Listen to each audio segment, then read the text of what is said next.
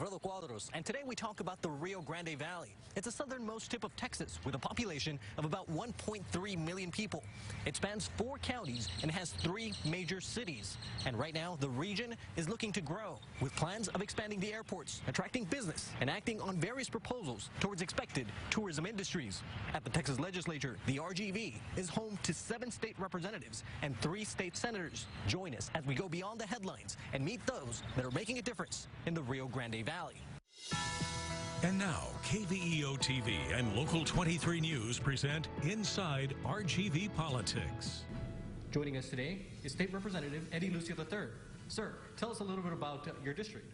We represent District 38, North and West Brownsville, parts of Harlingen and San Benito. Been serving in this capacity since 2007, my first session, so 7 terms. Great community we represent, great cross-section of Cameron County. Tell us a bit about legislation that's going on across, that affecting the Rio Grande Valley, essentially.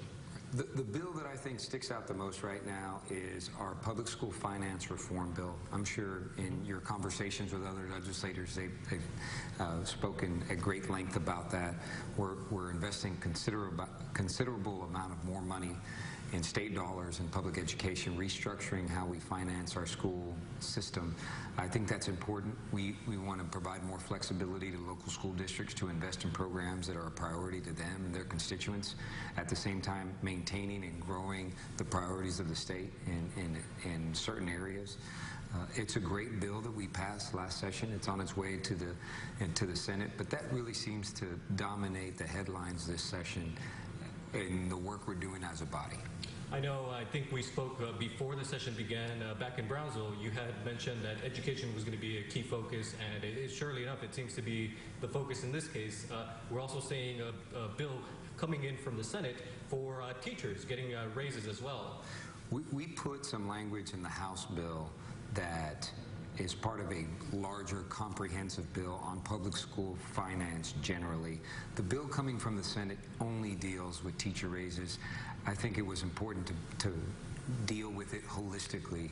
Interesting, I had a member of a teacher union back home that says, thank you for the raise that they're proposing in the Senate. I appreciate it, but unless all my brothers and sisters in the public education system are going to get a raise, I don't think it's right for only teachers to get a bump in pay. I think everyone works hard in public education, and I agree with that. Our bill in the House does that across the board, all professions, all public school employees. Moving past education a little bit, is there any other, I guess, any bills or anything that you're working on related to growth in the Rio Grande Valley? I have a bill personally dealing with medicinal marijuana, cannabis, a bill that I first proposed last session that I was unaware of the need in Texas until a family came to see me. And we have a tremendous opportunity this session to help people who are in tremendous pain, to not only cope with the pain, but to feel well enough, to eat well enough, to start being able to seek better treatments like cancer patients and different things. So we hope to make a big impact with medicinal cannabis here in Texas. We call it the Compassionate Use Act. How is this different from something, I believe there's currently another one talking about hemp for medicinal use as well, and some of the cannabidiol oils? Right. So hemp is more of a agricultural product. There's a lot of different uses for hemp. I know CBD oil is a derivative of that. CBD oil is not medical grade and is almost like an over-the-counter drug, very much like Tylenol. What we're talking about in the Compassionate Use Act has components of that medication that can help terminally ill patients, people suffering from seizures, from PTSD, and from a number of other debilitating diseases that truly need assistance. They need relief.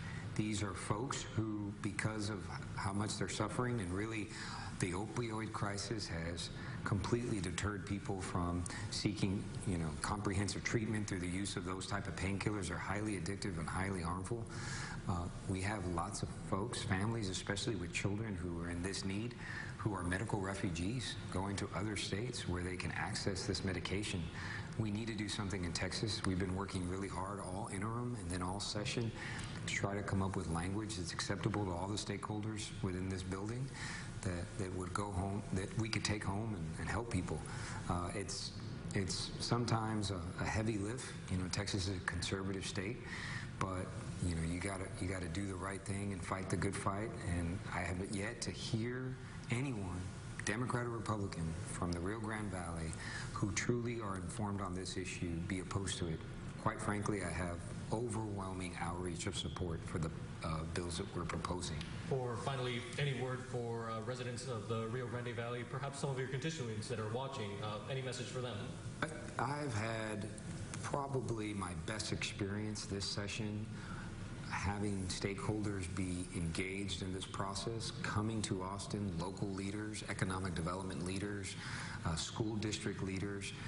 It's so important that they are engaged in the process, and they come up here and they act professionally and they advocate for these issues, not only to their Valley delegation, we already support them, but to other state representatives and senators from throughout the state of Texas. I've had members come to me and say, I had such a great, pleasant discussion with the mayor of Edinburgh or the mayor of Weslaco, and that's so critical for what we do here. And I'm grateful to represent a region that really is united on so many fronts, healthcare, education, economic development.